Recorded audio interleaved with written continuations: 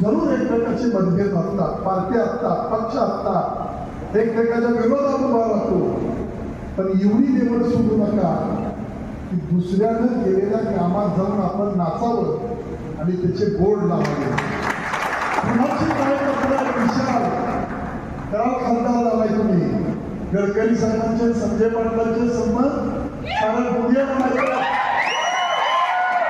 रस्ता मंजूर करण्यापासून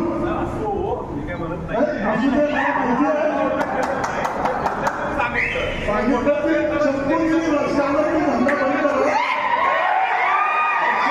चप्पूगिरी बंद करा. गडकरी साहेब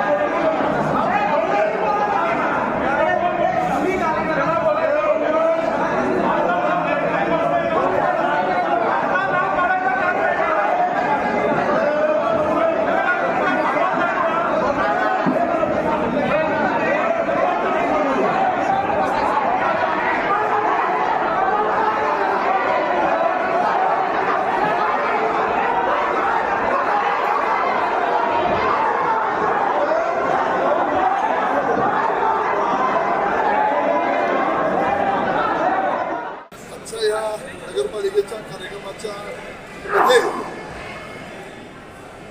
मी एक 4-5 दिवसापूर्वी स्टेटमेंट दिलं होतं की राजकारणातली चंपोगिरी करणारी काही माणसं याच्या पूर्वीच्या काळामध्ये थोड्याशा काही गोष्टी आम्ही पाळण्याचा प्रयत्न करत होतो, पण थोडंसं अलीकडच्या काळामध्ये बेतालपणानं गोष्टी सुरू झाल्यामुळं मी 4-5 दिवसापूर्वी एक प्रेस घेतली. काल मी स्वतः सकाळी पालकमंत्र्यांना फोन केला आणि त्यांना सांगितलं की आपण नगरपालिकेचा हा कार्यक्रम जवळजवळ 13-13.25 कोटी रुपयाचं एक शॉपिंग कॉम्प्लेक्स आणि नगरपालिकेची इमारत या ठिकाणी वास्तूचं उद्घाटन आपण घेतोय, तेव्हा या कार्यक्रमाला आपण सगळ्यांना बोलवा.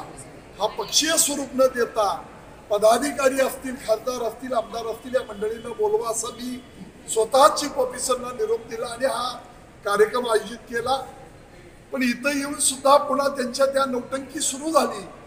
मी त्यावेळी काही बोललो नाही. माझं भाषण सुरू झाल्यानंतर मात्र त्या भाषणाच्या दृष्टिकोनातून त्यांनी अडथळे आणण्याचा प्रयत्न चालवला.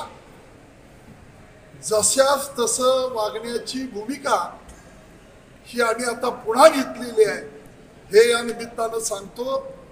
कुणी गोंधळ करण्याचा प्रयत्न करत होतो, कोण काय करत होतं याचं सगळं शूटिंग आपल्याकडं आहे.